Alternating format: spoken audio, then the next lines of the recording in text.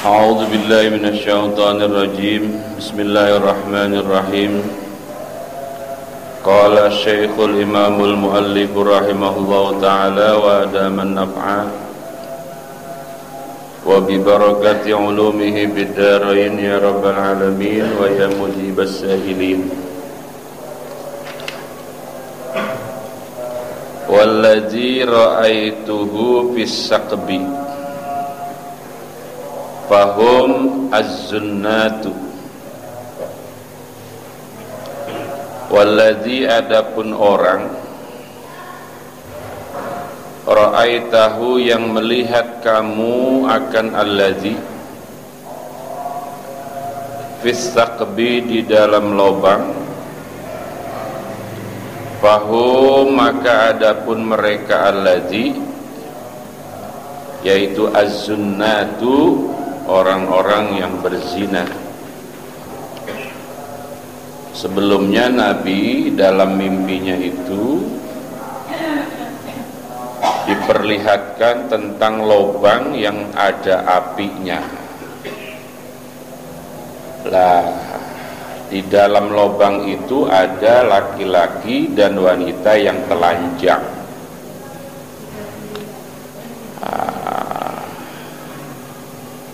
Ketika Nabi tanya siapa mereka, nah ini jawabannya. Orang-orang yang ada di dalam lubang dalam mimpinya Rasulullah SAW yang dibakar itu adalah az-zunnatu, orang-orang yang ahli zina. Walladzi adapun orang-orang walladzi adapun orang, jangan orang-orang karena mufrad ya. Ra'aitahu yang menyaksikan atau melihat kamu akan alladzi bin nahri di sungai fa'akilur riba maka adapun alladzi yaitu orang yang memakan riba. Di cerita berikutnya Nabi dimimpikan dua orang laki-laki, yang satu di tengah sungai, yang satu di pinggir sungai. Ceritanya begitu. Yang kemudian ketika yang di tengah sungai mau ke pinggir dilempar batu sampai masuk ke dalam mulutnya sampai hancur. Siapa mereka yang dalam mimpi Rasulullah itu yang mulutnya dilempar batu sampai hancur? Fa'akilur riba. Siapa? Orang yang memakan riba. Ini mimpi Nabi itu informasi awal ya. Jadi mimpinya para Nabi itu kan sesuatu yang benar. Ru'yatul anbiya'i haqqun. Mimpinya Nabi apa? Benar. Karena mimpinya Nabi itu bagian dari cara Allah menurunkan wahyu. Kalau mimpi kita bisa benar, bisa tidak. Di Mojokerto itu ada kiai namanya siapa itu ya, udah tua banget. Siapa ya? Pernah enggak? Husain Ilyas. Kiai Husain Ilyas itu menceritakan tentang perbedaan antara ruh dan sukma. Kata Mbah Husain Ilyas. Jadi kalau orang tidur kemudian sukmanya begitu, diikuti oleh akal. Jadi orang tidur itu pasti mimpi. Orang tidur pasti mimpi. Kalau dalam mimpinya itu akalnya mengikuti sukma, maka nanti sebab begitu bangun tidur dia masih ingat mimpi itu, kata Mbah Husain Ilyas. Bukan ruhnya yang pergi lah, ruhnya pergi mati dong. Tapi sukma. Apa Apa sukma ya? Kita kalau disebut sukma itu siapa? Bu, sukma kan roh, bukan nyawa, bukan. Pokoknya nggak tahu apa itu. Pokoknya namanya sukma. Apa jiwa itu kali ya? Hah? Apa Pak Haji Kandar? Sukma apa? Bukan anaknya Pak Karno, itu mah Sukmawati.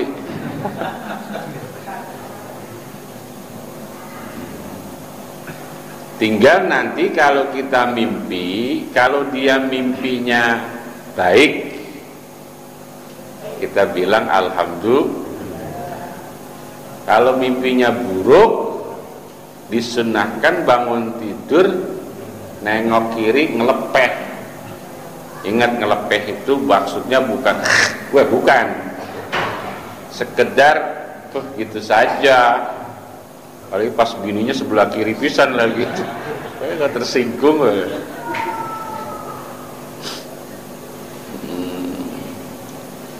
Tapi biasanya orang kalau mau tidur itu bebacaan, banyak tuh baca doa-doa. Insyaallah mimpinya baik. Nah, orang-orang yang dipilih oleh Allah ketika punya hajat, itu nanti dia tirakat. Sebelum tidur tirakat dulu. Nah, sehingga tirakat itu melahirkan turunnya informasi. Kalau cara Nabi dapatnya wahyu, kalau kita selain Nabi itu bukan wahyu, apa namanya? Pangsit, apa namanya? Pangsit ya? Wangsit atau ilham, apa? Maka dalam kaifiyah istikharah khassah, istikharah itu kan ada yang istikharah ammah, ada istikharah khassah. Itu memohon pilihan kepada Allah, misalnya cara jodoh apa kerjaan itu yang baik mana, kan ada. Nah, itu ada kaifiahnya lewat mimpi. Nanti ada itu bacaan-bacaannya, sehingga nanti pas waktu tidur ada itu. Kembali, jadi dalam mimpinya Rasulullah SAW dalam hadis panjang itu adalah informasi awal tentang bagaimana Allah menyiksa orang-orang di dalam neraka yang kita baca dari awal itu. Yang dalam perjalanannya, waktu Nabi tanya oleh malaikat yang mendampingi waktu itu, disuruh apa? Ya diam dulu pokoknya. Nah, ini di ujung hadis ini jawaban atas penasarannya Rasulullah SAW dari peristiwa-peristiwa yang Nabi dimimpikan itu. Termasuk yang berikutnya ini adalah orang-orang yang makan riba. Orang makan riba nanti di akhirat itu di neraka seksaannya dilempari batu ke mulutnya itu sehingga hancur. Riba. Bapak itu kalau mau paham riba ya harus ngaji bab riba, nanti akan paham. Jenis-jenis riba itu banyak sekali. Sebuah transaksi dihukumi riba atau tidak itu harus ngaji. Sebab apa? Dalam Al-Quran itu menyebut riba itu sangat mujmal sekali, sangat apa? Sangat global. Sehingga oleh para ulama digali hukum riba itu lewat produk hukum-hukum formal fikih. Harus ngaji itu, di dalam fikih ada. Beberapa orang yang awam itu menyebut riba udah langsung begitu aja kalau dia. Ya, sehingga akhirnya ya pada berhenti kerja dari bank. Saya lihat itu bagaimana Pak Ustadz, bener nggak itu dia berhenti dari bank karena riba? Kalau kata saya salah, ntar dia marah. Iya. Jadi dia dulu kerja di bank, pas ikut majelis talim apa tau dah, akhirnya dia berhenti. Yang ngomong ya orang-orang begitu dah. Jadi begini Pak, kalau di Indonesia itu kan negeri kita Pak. Bapak tinggal di mana ini Pak namanya? Indonesia dah. Bapak orang Indonesia kan? Bendera Bapak warnanya apa? Sebab ada orang masang bendera di mobilnya bukan bendera merah putih, tapi bendera Palestina. Lah itu keliru.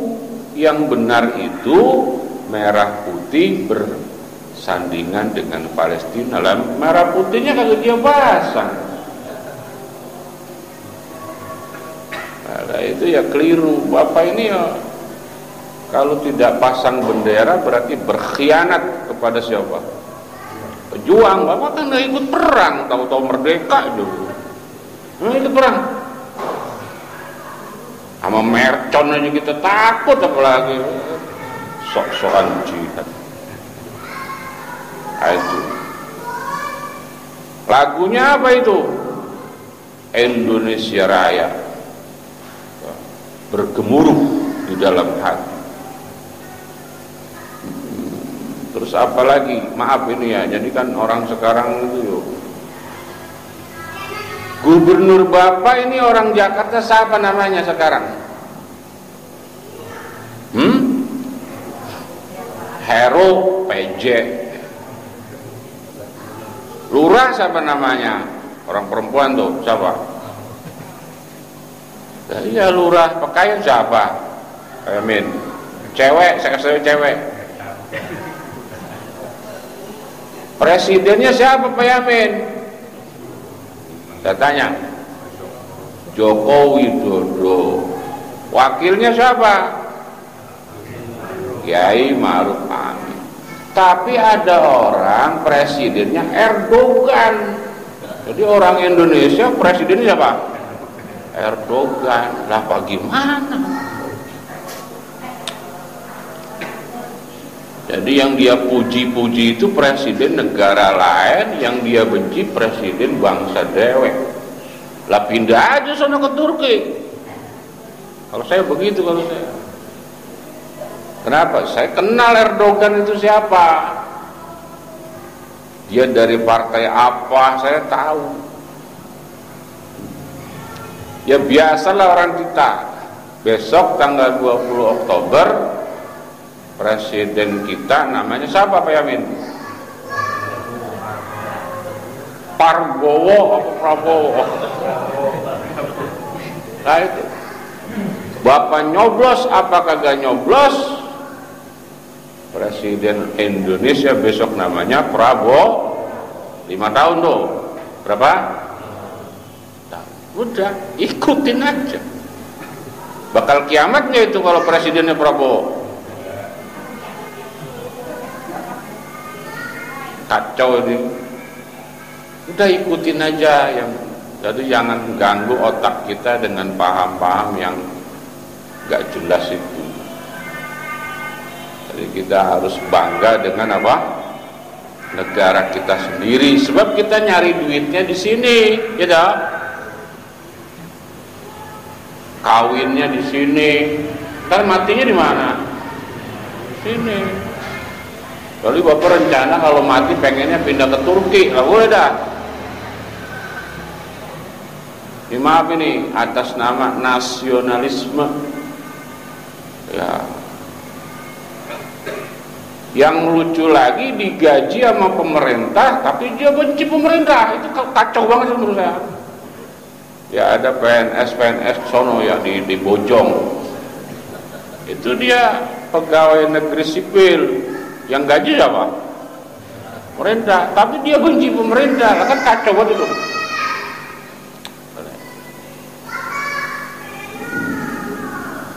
Nah, di Indonesia itu negaranya bukan negara Islam. undang-undangnya bukan negara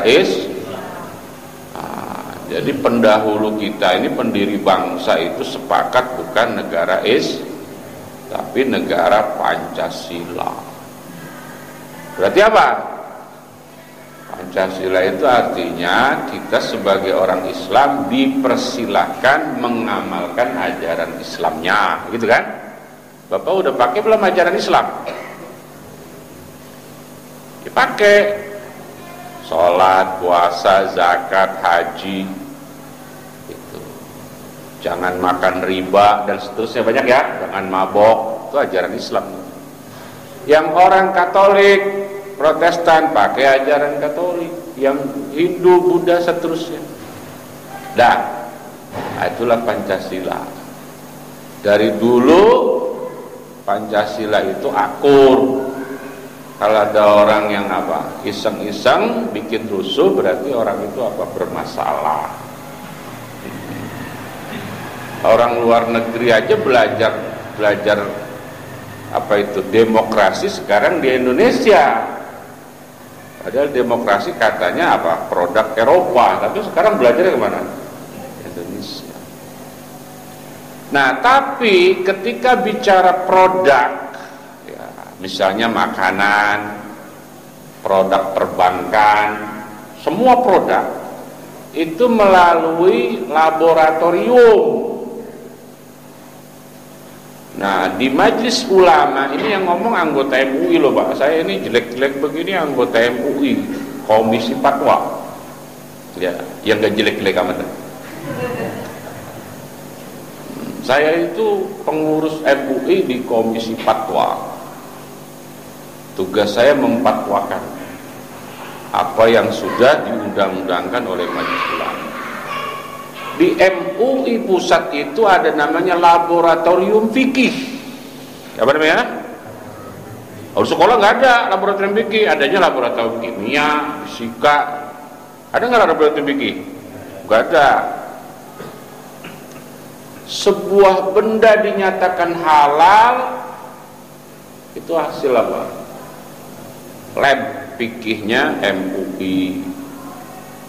Nah, MUI nanti minta fatwanya sama lembaga Ormas NU dan Muhammadiyah, karena di NU juga ada laboratorium fikih. Ada pesantren-pesantren besar punya lab fikih. Dulu ada produk namanya bank. Oh, heboh. Nah, itu sejarah berdirinya bank itu ya. Tahun berapa itu? BNI 46. Betul? Ya, BNI 46. Keluarlah fatwa, termasuk dulu ada ulama namanya Buya Hamka sebagai ketua MUI berikutnya ya. Apa kata ulama terkait produk bank? Keluar 3 fatwa. Makruh, mubah, makruh, haram. Nah, itu nanti diurai. Kalau mubah itu kalau begini, makruh kalau begini, haram kalau begini. Dulu di sini belum ada orang kredit Honda zaman dulu belum. Nah, mulai ada orang pembiayaan lewat kredit. Sebelum kredit motor kan kredit rumah dulu namanya apa dulu? BTN. Ada bank yang baru muncul, bank baru namanya BTN. Nah, itu. Ya perumnas dulu. Nah itu sebelum keluar kebijakan itu tanya dulu sama MUI apa hukumnya BTN.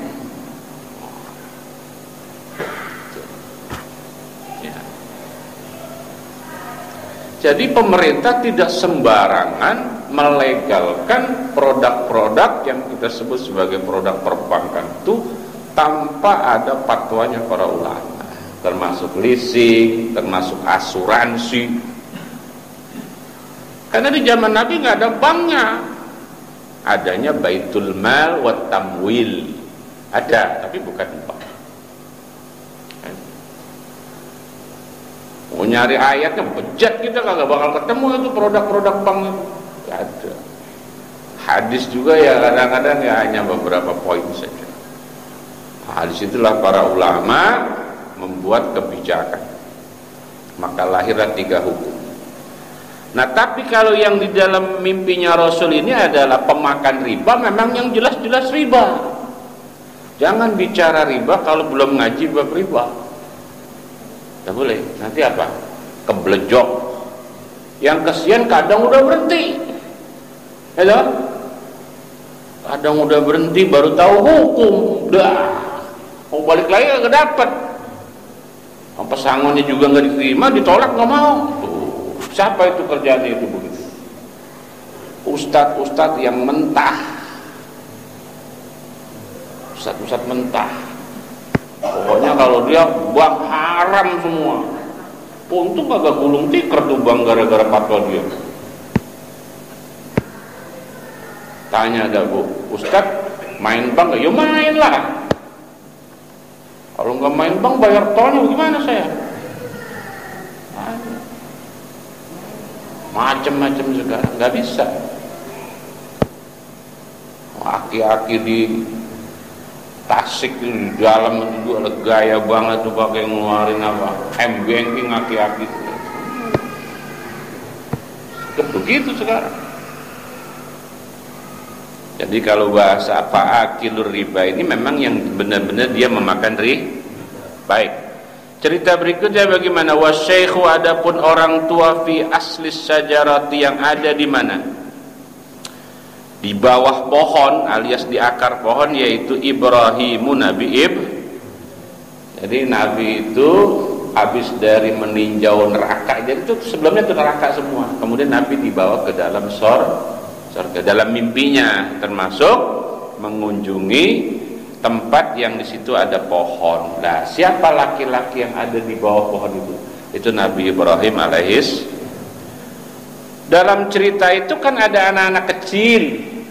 Nah, Bapak kalau penasaran lihat lagi itu di hadis sebelumnya. Wa idza rajulun qaribun minas syajarah wa baina yadayhi narun yuqad basa'ida bizar ba'da khaladi. Nah, itu apa itu? Rijalun suyukh wasyababun wa nisaun wasibyanun. Ada anak-anak kecil itu di sekitar pohon itu. Siapa yang dimaksud anak-anak kecil itu? Jawabannya wasibyanu, adapun anak-anak kecil haulahu, di sekelilingnya Nabi Ibrahim, sekelilingnya pohon tadi, yaitu auladun nasi, anak-anaknya apa? Manusia. Maksudnya apa? Begini, semua anak kecil yang wafat masih kecil, maksud saya, iyalah kalau udah gede bukan anak kecil lagi. Anak-anak kecil yang wafat itu berdasarkan hadis ini dan fatwa ulama lainnya nanti akan Allah masukkan ke dalam surga, termasuk anak-anak kecilnya orang kafir. Lah itu ulama sepakat. Terus ada fatwa lagi, yang dimaksud anak-anak kecilnya orang apa? Kafir itu adalah orang kafir yang hidup di zaman Rasulullah SAW sampai hari kiamat. Adapun adapun anak-anak dari orang kafir yang hidup sebelum zaman Nabi Muhammad SAW itu belum bisa dijawab. Nah, jadi dalam hadis ini yang sudah jelas bahwa anak-anak kecil yang wafat ya, baik dia orang muslim, anaknya orang muslim maupun apa? Anaknya orang kafir, pasti masuk apa? Surga. Ya, menurut saya adil banget kalau anak kecil ya lahir dari rahim orang tua yang kafir, kan tidak punya salah apa-apa, belum ada dosanya kan? Maka tempatnya apa? Tahu kalau orang gila masuk neraka apa masuk surga, Bu? Orang gila? Hah? Surga.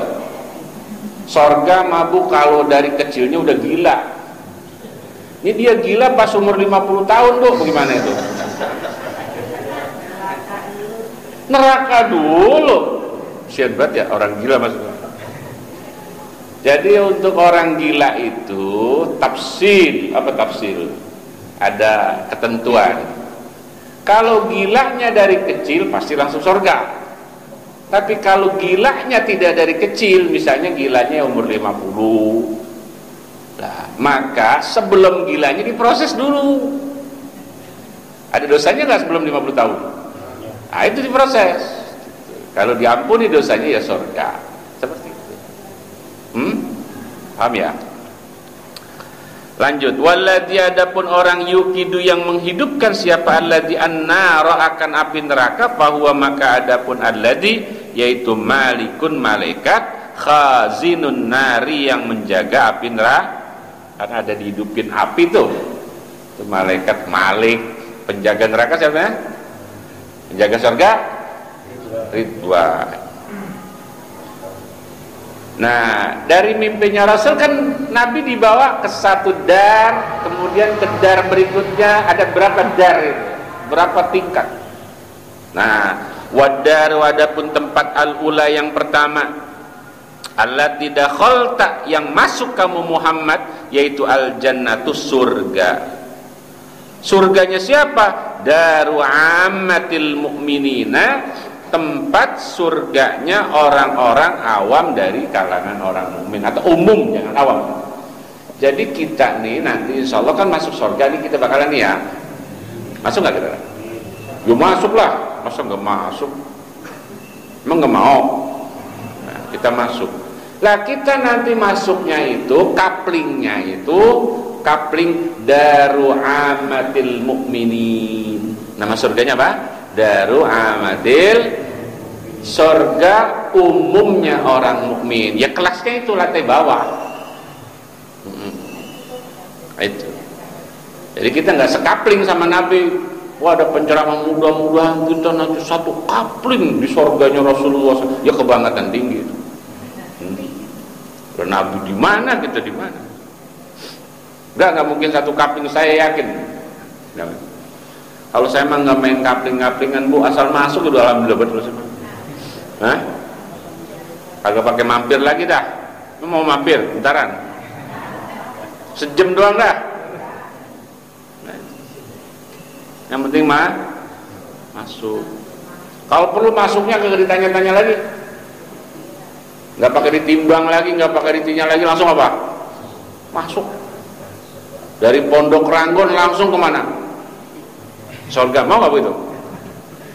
Malah yadkhulunal jannata bighairi hisab. Waduh. Masuk surganya tanpa Wa amma hadhihi daru, adapun tempat ini, tempat yang kedua berarti fadarus syuhada'i, maka tempatnya orang yang mati syahid. Bapak mati syahid enggak nanti? Kapan perangnya Pak Ustadz? Jadi syuhada itu nanti surganya di lantai 2. Wa ana, adapun aku yang bawa-bawa kamu nih, kamu kenal gak saya siapa? Yaitu Jibril, malaikat Jibril. Wa hada, nah ini yang nemenin saya.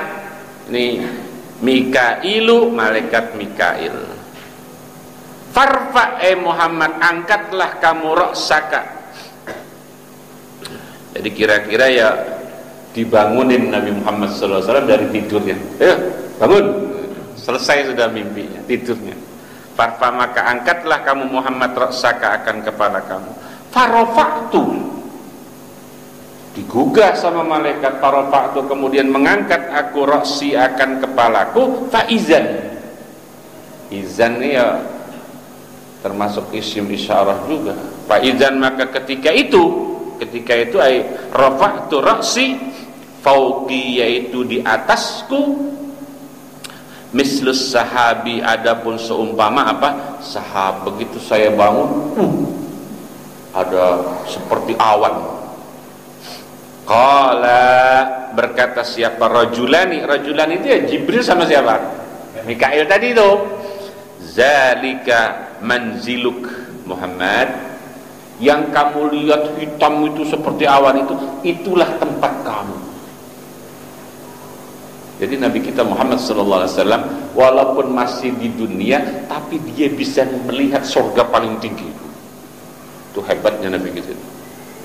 Nah, dari hadis ini berarti Nabi Muhammad melihat surganya dalam kondisi sudah bangun, bukan dalam mimpi. Apa kata Jibril dan Mikail tadi? Zalika manziluk. Itu yang kamu lihat kayak gumpalan awan itu adalah surga kamu, tempat kamu, saking tingginya itu. Lah, cara Nabi gini dah, saya masuk sekarang aja, kata Nabi begitu. Boleh nggak? Permohonan dari Nabi. Fakultu, kemudian berkata aku, da'ani adkhul manzili. Da'ani, biarkanlah olehmu kepada dia, tinggalkanlah aku. Bril, Mikail, Nabi manggil Bril gitu ya? Ya supaya Bril, Mikail, tinggalkanlah saya, adkhul, maka saya akan masuk langsung manzil. Saya mau masuk sekarang. Apa kata Jibril dan Mikail? Qala, berkata siapa? Rajulani alias Jibril dan Mikail, innahu, sesungguhnya sya'an, yaitu bakia, masih tersisa laka bagi kamu apa? Umrun, hidup, lam tastakmilhu, yang belum menyempurnakan kamu akan umur. Begini Muhammad, kamu itu masih punya jatah ajal. Nggak tahu nih hadis ceritanya kapan ini, saya nggak tahu nih saya. Kamu itu belum waktunya mati, masih ada apa? Umur kamu untuk menyempurnakan hidup di dunia. Nah, nanti kalau udah habis tuh jatahnya baru udah boleh masuk, begitu kira-kira. Innahu baqiya laka umrun lam tastakmilhu falau istakmalathu. Seandainya apa? Istakmalathu apa istakmaltahu di situ? Taknya sukun apa fathah? Juga ente yang dekat. Ya Allah. Taknya itu fathah apa sukun? Fathah. Ya, menurut saya fathah, tapi di kitab saya sukun, makanya kurang cocok. Seandainya menyempurnakan kamu akan apa? Umrun ataita, maka mendatangi kamu manzilaka, akan tempat surga kamu. Nah, begini Muhammad, kalau memang umur kamu sudah habis, maka kamu pasti akan bisa masuk ke dalam surga kamu. Begitu ceritanya, hadis yang panjang. 2 bulan baru kelarin hadis. Panjang ya? Sebetulnya bisa aja kita langsung baca, cuma sampai jam 9 baru kelar. Oke. Hadis ke-70 an Ibni Mas'udin radhiyallahu anhu qala, sami'tu, mendengar aku an-nabi, akan Nabi sallallahu alaihi wasallam, yaqulu, hal keadaan berkata, ya Nabi, la hasada illa fisnataini. Ibu punya rasa dengki enggak sama orang, Bu? Bu, suka iri enggak sama orang? Suka apa kadang-kadang? Kadang-kadang. Gak apa-apa, orang jujur ya. Boleh nggak iri sama orang, Bu? Ada yang boleh, ada yang di hadis ini, iri itu tidak boleh kecuali kepada 2 orang ini. La hasada, tidak ada hasad, yaitu apa? Maujud atau boleh, illa fisnataini, kecuali pada 2 perkara. Siapa? Rajulin, rupanya yang pertama laki-laki, atahu, yang memberikan siapa rajul akan apa? Atahu, yang memberikan akan rajul siapa? Allah malan, akan harta. Fasallatahu, kemudian menguasakan siapa Allah akan rajul ala halkatihi, atas menghabiskan malan fil haqqi, di jalan yang benar. Yang boleh kita iri itu bukan orang kayanya, tapi apa? Perilaku kayanya. Apa itu? Kok ada orang kaya sangat dermawan, itu yang harus kita iri, kedermawanannya. Tapi kayaknya dalam hadis ini bukan sekedar dermawan, tapi sangat dermawan. Kalau dermawan sebetulnya kita ya dermawan. Kita ini ya insya Allah ada rezekinya sudah dermawan. Buktinya apa? Tiap Jumat itu kan kotak lewat kita dermawan. Ada yang abu-abu, dermawan juga. Ya dah. Tapi dalam hadis ini itu maksudnya hal katih. Jadi memang harta dia terus blas itu yang dimaksud. Lah kita belum sampai blas. Kalau kita yang nahan, nah ini, aduh pengeluaran mulu nih, wah repot. Kalau kita gitu, nggak sampai apa? Lah yang dimaksud hadis ini yang blas.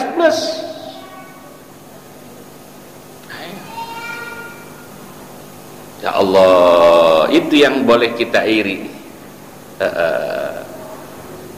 Nah, ada dua ini saya lihat. Yang pertama, kedermawanannya memang sampai apa? Blas tuh, hal kati.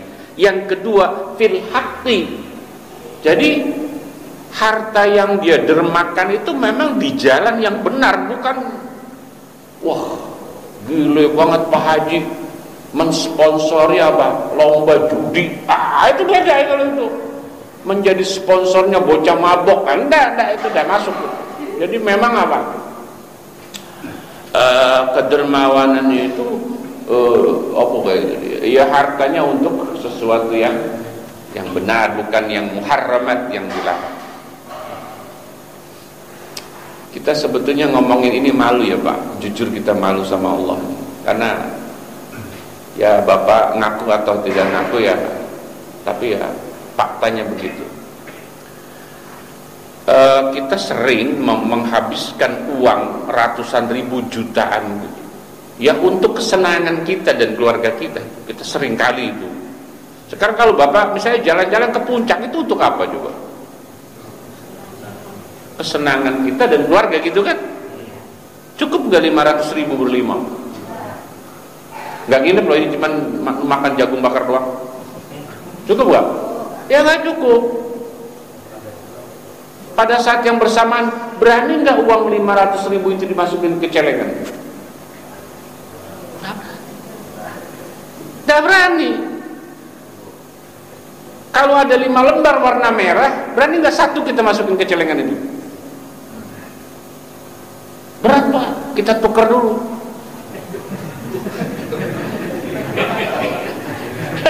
Memang jujur kita ngaku, memang kita sadar. Ya kita dermawan, tapi dermawan nanggung. Nah, makanya nggak masuk dalam hadis ini kita. Masuk. Kalau cerita Abu Bakar udah nggak ada lagi orangnya Pak.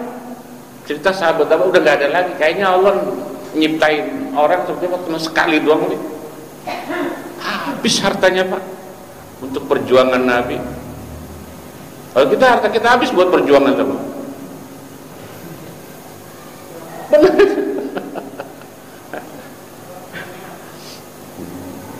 Kita itu ya jujur nggak berani berhutang untuk apa? Bersedekah. Karena kita sudah mengeluarkan dalil sendiri. Sedekah kan yang penting ikhlas Pak Ustaz. Aduh, itu dalil kita itu. Yang kedua, Allah tidak membebani saya. Sebetulnya Bapak pakai dalil itu dalil untuk berlindung apa memang bakhilnya Bapak itu? Coba Pak, buktikan kalau memang Allah yang di dalam ayat itu kan Allah jelas ya. Coba Bapak buktikan sekali ya Pak. Kita rela berhutang untuk apa? Sedekah. Coba. Jalanin kira-kira mampu itu. Nanti rasakan itu. Sekali belum dapat, 2 kali. Nanti apa ada momennya Bapak dapat. Di Ampera ya. Ampera itu di Jakarta Selatan itu ada muridnya Syekh Hamim Jazuli, muridnya Gusmi, namanya Gus Arif. Dulu beliau oleh Gontor, kemudian kepincut sama Mbah Yaimi. Kalau Yaimi datang ke Jakarta waktu masih susah-susahnya itu, ini cerita beliau langsung kepada saya. Beliau tidak pernah bilang gak ada, sampai rela berhutang loh untuk bayarin hotelnya Yaimi, makan. Pokoknya tahu Yaimi datang Jakarta, beliau jemput sampai nyewa mobil lah, berhutang. Bapak kalau datang ke Gus Arif sekarang itu bengong Pak. Di Ampera itu saya pernah sekali. Itu berjejer mobil Pak, 8 biji Pak. 8 biji. Semua warnanya silver. Mobil terjeleknya itu Innova Ribbon, itu paling jelek. Ada Mercy 2 pintu. Saya pernah ngobrol sama beliau langsung mulai jam 10 malam sampai jam 2 pagi. Ngobrol di meja besar gitu, ruang tamu. Tahu nggak Pak? Begitu beliau keluarkan,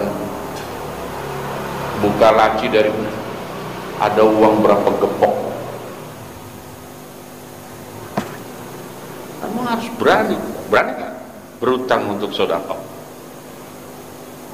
Berani. Ya kita sering berhutang untuk kebutuhan-kebutuhan kita itu yang sebetulnya bukan kebutuhan. Maka pantas kata Nabi, la hasada illa fisnatain, bahwa iri sama orang tidak boleh kecuali sama orang ini. Siapa itu? Dia punya harta dan kedermawanannya sangat luar biasa sampai dia habiskan itu. Yang kedua siapa? Warajulin, dan laki-laki atahu yang memberikan akan rajul siapa? Allah hikmatan. Hikmatan itu maknanya ilmu hikmah, tapi maksudnya itu ya ilmu gitu saja. Ada yang menafsirkan hikmatan itu ya seperti dia punya ilmu Quran, ilmu hadis, ilmu agama intinya, hikmatan ya. Maka ulama-ulama Jawa bilang hikmatan itu ilmu nafi', ilmu yang bermanfaat. Fahuwa, kemudian bahwa maka adapun si rajul tadi atahullahu hikmatan, yaitu yaqdi, memutuskan atau menghukumi siapa rajul biha dengannya hikmah, wa yu'allimuha, dan mengajarkan siapa rajul akan hikmah tadi an-nasa kepada manusia. Pada situasi yang memang terjepit, kita harus berani menyampaikan itu kebenaran walaupun apa? Diterimanya pahit. Saya pernah dibanding-bandingkan dengan seorang ulama. Saya pernah dibandingkan, Pak, Bapak itu tidak sama dengan Ustadz A. Saya pernah dibanding-bandingkan. Bayangin ada jamaah berani banding-bandingin saya dengan Ustadz A di depan saya itu. Tapi saya enjoy saja. Kalau Ustadz itu bicaranya enak, tidak pernah menyinggung. Bapak ini seringkali menyinggung gitu. Ya, saya dikoreksi lah bahasa. Ya agak nggak enak sebetulnya di hati, tapi ya saya harus terima itu sebagai koreksi ya. Tapi kalau sudah dibawa ke ranah akhlaknya para santri, udah nggak bakal dapet tuh orang kayak gitu. Jadi memang ada situasi di mana seorang ulama, seorang guru itu harus berani menyampaikan sesuatu itu, walaupun konsekuensinya sesuatu akan menyinggung. Ya mohon maaf ya, kayak tadi saya memberikan contoh, misalnya Bapak rela mengeluarkan sekian ratus ribu, sekian juta, itu kan mungkin banyak yang tersinggung. Itu mungkin yang dimaksud tersinggung. Tapi ada ulama yang lebih galak lagi, to the point lagi, kalau ngomong buat habis kita. Sehingga kadang-kadang saya ya, dalam rangka jamaah jangan terlalu berat dengan ketersinggungan itu, saya sampai kata orang ngaji itu harus tersinggung. Apa? Orang ngaji harus sebab tersinggung itu bukti kecerdasan. Kalau orang kagak tersinggung berarti apa? Dengar apa enggak ngajinya, jangan-jangan bus kagak tahu. Lagi disinggung kok enggak tahu. Ternyata merasa tersinggung itu ya positif. Berarti apa? Peka. Wah, kita kena nih. Sehingga nanti ada perubahan. Pak Ustadz nggak takut tuh kalau sering nyinggung itu jamaah akan habis? Ya kagak lah. Nggak bakal takut saya. Terus kalau sampai nggak ada jamaah, ya tinggal selesai, gampang sekali. Kalau sudah nggak ada pengajian kan saya nggak bakal datang itu. Iya, nggak usah nungguin orang habis. Pak Ustadz Manan kagak nge-WA saya aja, saya nggak bakal datang. Enggak boleh. Ya, kenapa? Ya saya datang karena diundang saja. Kalau nggak diundang ya nggak datang. Kecuali yang memang rutin seminggu sekali. Kalau itu kan rutin. Kali ini kan nggak rutin ya, sebulan 2 kali. Apalagi yang bulanan gitu nggak di WA nggak datang. Menurut saya kalau nggak di WA lagi sibuk gitu aja udah. Masa saya datang orang lagi sibuk ya? Saya harus berani ngomong kayak barusan Pak. Mungkin ustaz-ustaz lain kurang tapi berani. Kalau saya mau berani, terserah. Ya kebenaran itu harus disampaikan seperti itu. Karena ketika ada orang diberikan ilmu, kemudian disampaikan ilmu itu apa adanya, itu tadi. Dia bisa putuskan hukum dengan ilmu yang dia punya, walaupun pahit diterimanya. Itulah laki-laki yang apa? Boleh kamu iri. Bukan laki-laki yang berlindung dengan ilmunya untuk mencari sesuatu yang bersifat duniawiyah. Saya kira begitu ya. Ya Allah ya Karim. Hadis ke-71 an Abi Hurairah anna Rasulullah sallallahu alaihi wasallam qala berkata siapa rajulun, ini cerita Nabi lagi tentang sosok laki-laki yang ada atau yang hidup di zaman Bani Israel. Jadi Nabi itu sering bercerita di hadapan sahabat tentang umat-umat terdahulu, seperti yang hadis nomor 71 itu. Qala berkata Nabi, qala rajulun berkata siapa laki-laki di zaman Bani Israel, la atasaddaqonna, begitu. La atasaddaqonna, sungguh atau demi Allah saya bakal bersedekah. Apa itu Pak kalimatnya? Bi sodakotin, dengan sodakoh. Saya mau sodakoh demi Allah. Jadi ada orang di zaman Bani Israel itu pengen sodakoh. Nah kemudian dia cari keluar dari rumah. Pak Kharaja, kemudian keluar ia. Siapa? Rajul tadi. Bisodakoti, dengan membawa sodakohnya rajul. Sampai di jalan dia nggak tahu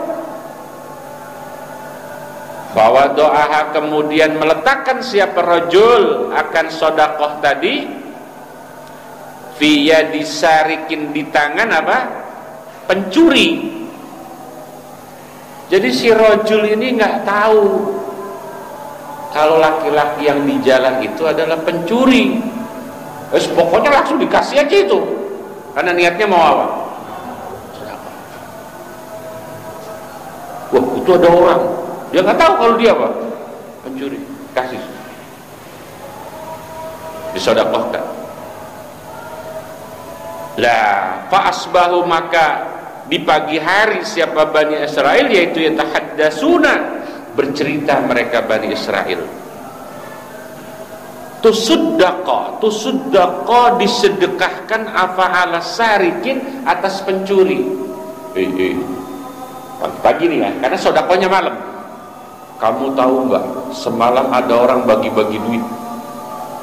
Siapa yang terima? Itu maling loh, dapat apa? Dapat sodakoh. Jadi yang bersodakohnya nggak tahu kalau yang dia apa dikasih itu maling. Faqala, kemudian berkata sedekah, Allahumma lakal hamdu la tasaddaqanna bisadaqatin. Allahumma ya Allah, laka, yaitu bagi engkau, alhamdu, adapun pujian. La atasaddaqanna, sungguh atau demi Allah benar-benar saya akan bersedekah bisedaqatin, dengan apa? Sedekah. Saya itu sedekah pokoknya ngeluarin duit itu begitu aja, tanpa perlu melihat siapa orang yang saya kasih, dan saya nggak mikir dipuji atau tidak. Apa katanya? Allahumma lakal hamdu. Kemudian jalan lagi besok malam. Pak Kharaja, kemudian keluar siapa? Rajul, malam kedua. Bisodakoti, dengan membawa sodakohnya siapa? Rajul. Jam 12 malam ada perempuan, Bu, di pinggir jalan. Siapa? Halo? Malam Sabtu atau malam Minggu dah, jangan malam Jumat. Kalau malam Jumat lari kita. Malam Sabtu, malam Minggu ada perempuan lagi diri. Jam 12 malam siapa itu? Bu? Ya kira-kira perempuan itulah ya. Kalau malam Jumat di bawah pohon.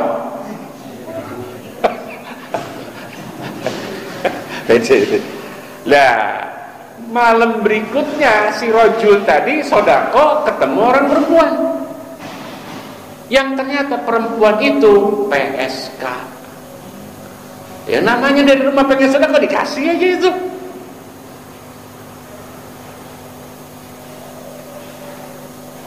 Ini cerita Nabi tentang seorang dermawan di zaman Bani Israel.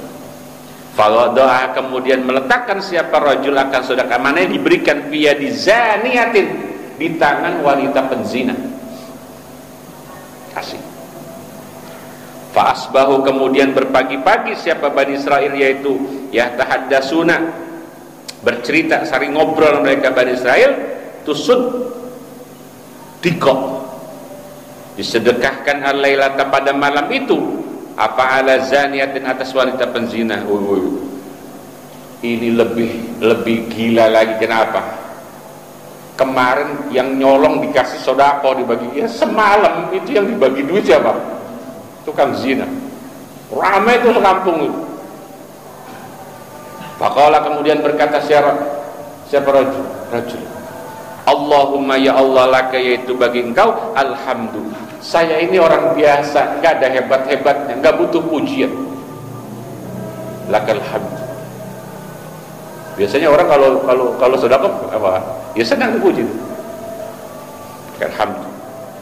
La atasaddaqanna sungguh benar-benar bakal bersedekah aku bisedekahnya saya tetap melanjutkan untuk sedekah. Kata rajul. Fa kharaja malam ketiga keluar siapa?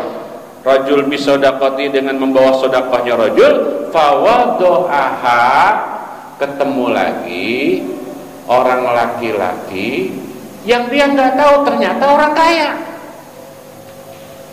Ini pokoknya sodakohnya aneh. Dan insya Allah belum pernah terjadi zaman sekarang. Sodakohnya sama maling, sama tukang zina, sama siapa? Orang kaya. Tapi semuanya gak tahu kalau orang itu ya yang dikasih sodako itu ya seperti itu, gak tahu. Saking apa?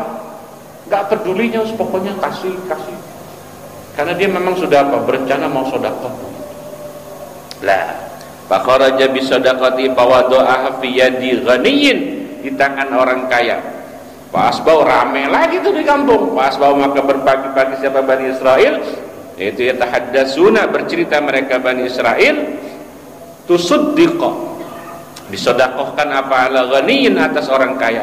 Faqala kemudian berkata siapa rajul Allahumma lakal hamdu ala sarikin wa ala zaniyatin wa ala ghaniyin. Fa'ata dalam mimpinya, dalam tidurnya laki-laki itu menurut Rasul itu didatangi oleh malaikat. Fa'ata kemudian fa'utiyah, menurut saya yang bagus fa'utiyah. Di situ apa? Fa'utiyah betul. Fa'utiyah kemudian didatangi siapa rajul? Faqila didatangi oleh malaikat malam-malam saat dia tidur dalam mimpinya. Faqila maka dikatakan lahu baginya si rajul tadi amma sadaqatuka ala sarikit. Ternyata ketulusan si laki-laki sodako walaupun salah sasaran menurut pandangan orang awam. Menurut pandangan orang awam kan salah semua itu. Salah nggak? Saya tanya sama bapak, kalau bapak sodako sama orang kaya salah apa betul? Ya salah teorinya. Orang kaya kok masih dikasih apa? Berapa? Kalau bapak sodako sama orang berzina salah apa betul? Salah mungkin. Kan dipakai model buat berzina lagi. Kalau bapak sodakoh sama orang pencuri, nanti buat apa uangnya? Buat modal nyolong jangan-jangan.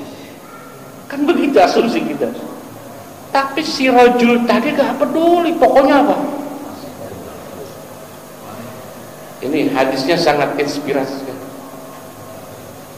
Saking ikhlasnya sampai dalam tidurnya didatangi oleh apa? Malaikat. Apa kata malaikat dalam tidurnya?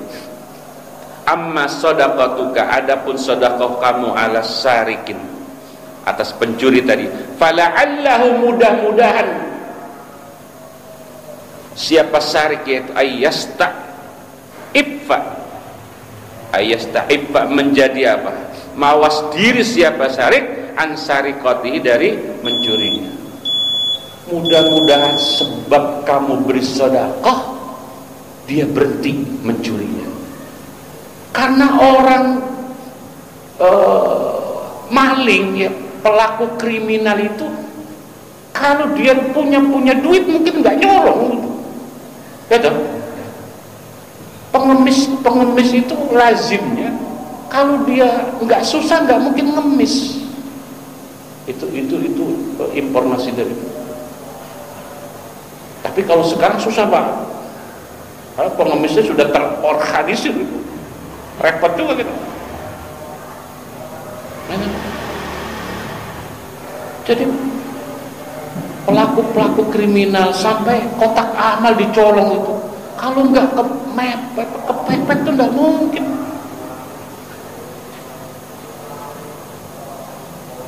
Yang kacau itu sudah punya harta, punya jabatan, masih garong untuk koruptor, itu baru kacau. Kalau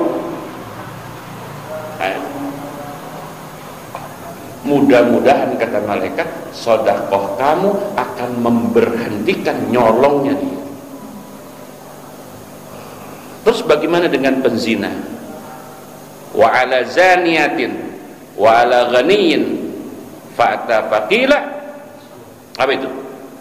Wa amma zaniyatu, adapun orang yang berzina, fala'allaha, maka mudah-mudahan siapa zaniyah, yaitu ayasta'iffa, menjaga diri siapa zaniyah an zina, mudah-mudahan dia bisa sadar, bisa taubat karena punya uang. Mudah-mudahan, pakai mudah-mudahan semuanya.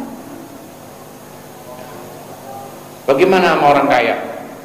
Wa ammal ghaniyyu fala'allahu, maka mudah-mudahan si ghani, yaitu ayyaktabir, mengambil pelajaran siapa al ghani, fayunfiqa, maka sebab mau dia menafkahkan siapa al ghani, mimma, dari perkara atahu, yang memberikan akan siapa Allah azza wa jalla, maha agung maha luhur.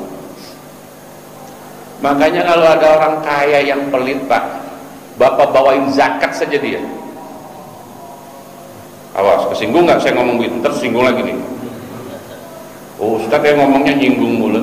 Lah kalau orang kaya bakhil, dinasehatin gak mempan, bagi duit sekalian, biar dia apa? Biar dia sadar. Nah, ini pelajaran menyadarkan orang kaya yang bakhil itu kita bisa ambil dari ceritanya Nabi tentang sosok laki-laki di zaman Bani Israel yang bersedekah itu tanpa pernah mikir nyampainya kemana. Ini menurut saya hadis ke-71, hadis Bukhari ini sangat inspiratif sekali. Wallahu